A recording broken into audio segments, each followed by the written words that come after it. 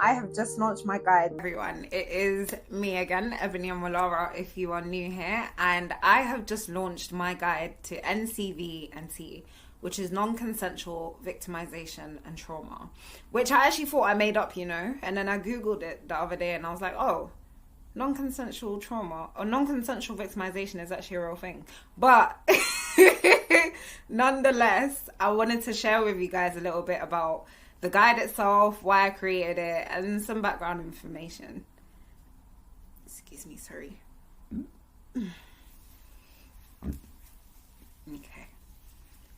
Okay. So, the three main things that the guide is about self-care after trauma or after abuse, supporting people who have been abused, and safeguarding people who have been abused in public spaces, essentially. And the reason why I did that is because I've struggled with all three of those things. So if I start off with self-care, there's three things that I'm actively working on building a better relationship with, whether it means quitting it or just approaching it from a healthier perspective. And it's smoking, it's sexual activity, and it is eating sugar. And so because of the amount of abuse that I experienced, I didn't even mention that. I first got sexually abused when I was about 3. And then my last sexual abuse encounter was when I was 25/26 because it just extended. But anyway, and so I've struggled with sex over time and over the years. And a lot of that was because I didn't understand consent and because I carried a lot of shame and guilt around sex. And so that made me go into it unhealthily. I started watching porn when I was like 7 in primary school. And I'd say in times when I've tried to deal with my trauma, sometimes I can disassociate completely from my body. And I think when I was younger, obviously I wasn't as aware of my trauma and what it meant and how it was impacting me. And so I could have sex with somebody, not be satisfied with it, and just be like, okay, well, I did it. And then in my later years, when I was aware of it, it's like I'd be so uncomfortable that I'd rather just go and watch porn and beat my meat quickly, and that's it. Like, I'm satisfying that sexual desire through that. And it's tapped because it's not like, I don't know how to break it down. It's like, because I'm uncomfortable with the fact that I have sexual desires, that's what needs to be healed, because there's nothing wrong with that. But because of the way in which sex was introduced to me, my relationship with it was weird. And then the thing with the sugar was about the emotional side of it and not feeling like cared for, not feeling safe, and all of those things. And that leads me into the second part, which is about supporting others. And the reason why I had to create that part was because when I finally spoke up about being abused, they tried to call the hospital for me and get me sectioned. They called the mental health hospital specifically and said that I was going crazy because I didn't know at the time that they knew something I didn't remember properly. So that was really hard. And then also just speaking to different people about it, and even going to the police where I'm being interviewed and answering the questions, and they will ask you things like, what was you wearing, or what was the situation around it? And it can be very gaslighting. A lot of people do that automatically. Oh, well, she shouldn't dress like that. Oh, well, she must be this type of person. Oh, well, this. Oh, well, that.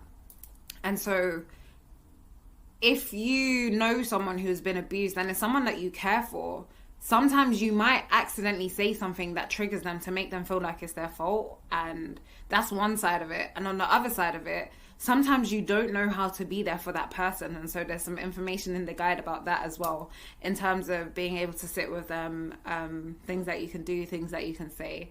And then the last bit was about safeguarding. And this one was huge for me because I realized in different spaces, in different industries, from before I was self-employed, even at work, when I was 19, I I had to quit my job at McDonald's before I moved to uni because a colleague had touched me, and I told my managers, and I was bawling and everything. They gave me 10 days off work and told me to come back. No HR. I didn't know what HR was.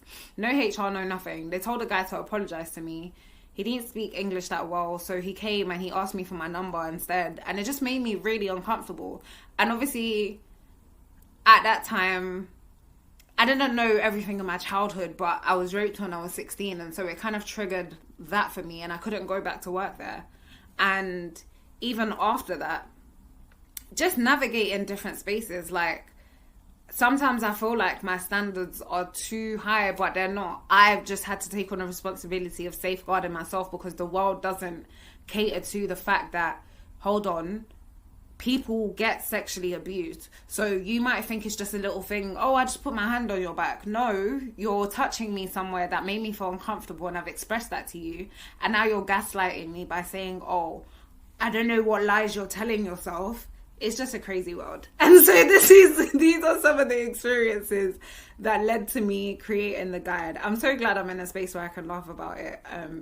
And that doesn't mean that I don't cry about it. I was bawling my head yesterday. Bawling my head off. But what was I going to say? That is why I created it. And so in the guide as well, it was for me to conceptualize being abused and the different emotions and experiences that have come up for me after that. And so there's literally a huge list. This was based off of my own experience, speaking to other people who have been abused, and then also doing some research, and my friend ChatGPT as well. But there's some things that you can look at and identify with and realize, hold on, I'm not crazy. Hold on, I'm not just depressed. These are natural things that are going to come up because of what I've experienced. It also addresses if there's a lack of support around you and things that you can do to support yourself, and also how, like, maybe you don't know what to say to people around you. Maybe people want to be there for you, but you don't know what you need, and so it can help you to figure that out as well. And then also help you to advocate for yourself, whether it's in the workplace. I feel like the workplace is the biggest one. I applied to work at a warehouse, maybe end of last year, earlier this year, and went through the whole process, got through, I was supposed to go and do my induction, but in the paperwork, it said something about sexual abuse and reporting it, and the fact that, I think it just said that it will not be tolerated at all. But the way in which it was mentioned was like, it kind of showed me, because it's a warehouse, I know it's a male-dominated space, especially it was a car warehouse as well, so it's a lot of heavy lifting and all of those things. There's women there, but not that many. But the way in which it was written was as if, like, things have happened there for so long. I think I just got triggered, because they've actually taken the step to say, this is not something that we allow here. And I saw it, and I said, what if something happens and nobody believes me, or nobody listens to me, or they say, well, you shouldn't have worn tight jeans to work, or something like that. And I literally just did not go. So yeah, but I think in that situation, I also didn't want the job. But anyway, in that situation, being able to advocate for myself would have been something useful for me. And so that's something that I've put into the guide as well. I say me and my team. So yeah. But yeah, what I'm going to be doing is sharing.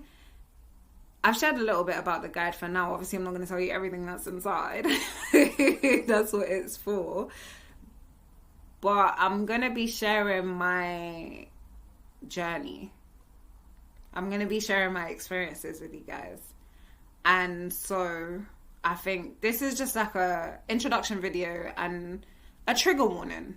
Because it's happened to me before where I've made a post on LinkedIn, and then people are like, hey, you need to tell people if you're going to be talking about things like that. 1 in 4 people have been abused. And so you need to not talk. You need to be careful because you might trigger somebody. And I'm like, but we need to talk about it.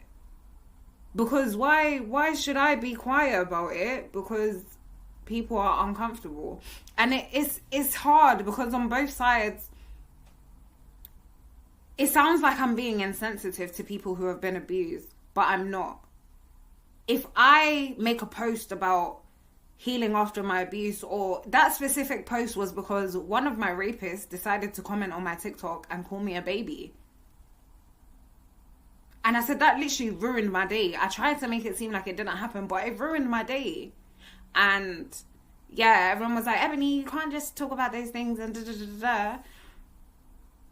If something comes up for you, address that.